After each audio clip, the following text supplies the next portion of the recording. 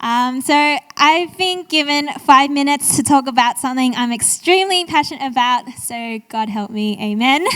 And thank you, Jess, for giving me this opportunity. So often when we think about the word mission or being a missionary, we think about people who jump on a plane, go to some unreached people group on the other side of the world. And there was a speaker at a uni Christian camp who genuinely challenged us to move overseas and make disciples. And I remember praying and asking God, God, is there a country that you would want me to move to? And I felt like the response was, the country I'm calling you to is the online world. So social media is one of my biggest passions, and when I see this on my phone, I actually see this, because ultimately I see this. You see, at the heart of mission is bringing Jesus and his gospel to meet people where they're at. And online is just one way, so I'm by no means trying to discount in-person stuff, but I do know this, basically all of my non-Christian and Christian friends use social media. And I wonder, in people's endless scrolling, do they have the opportunity to encounter the person of Jesus?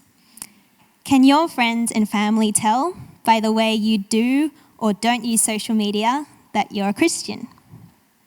So before I talk about what I do specifically, I want to say that there's no one-size-fits-all approach, and that it's actually really important to use social media in a way that's authentic to how God made you. But for me, because I like to reflect and I'm a little bit creative, I make blog posts, I post on Instagram, write stuff in the captions, videos, just in the hope that I inspire people to think about God and about life. So I've got 2 examples here. And I'll say that we don't always have to be like super explicit about God, Jesus, Bible, church. And also in the bottom example, I talk about a bunch of stuff I feel like I can't do and my incompetencies. And I think vulnerability, especially online, can be really powerful, especially when other people are trying to put forward the best image of themselves. Yeah, it just communicates that, I'm a Christian, but I'm not perfect and I'm broken. Now, not everyone has to do posts like this. I love what Geordie shared last week about responding to someone's cry for help online. And I know Tom uses Instagram direct messaging to follow up with the youth and ask how they're going throughout the week. Something else you can do is to have a look at what people are posting, especially their stories, and ask about it in person. So instead of starting the conversation with, oh, what did you do on the weekend? You can actually go straight to, hey, I saw you had a barbecue on the weekend. How was that? And that just shows that you have a genuine interest in someone's life.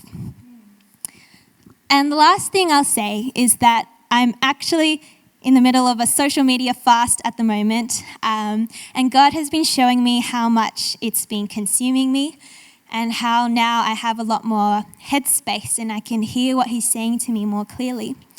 So social media is a great platform, but it's a terrible master. So we should ask God for wisdom so that it doesn't become a distraction or an idol or fuel our desire for significance.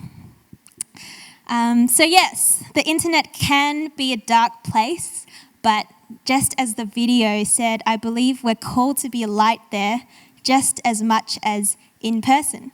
And note that I didn't say in real life, because social media and the online world is real life. There are real people behind those screens, and they need to hear about Jesus. Wow, that is really good. Okay.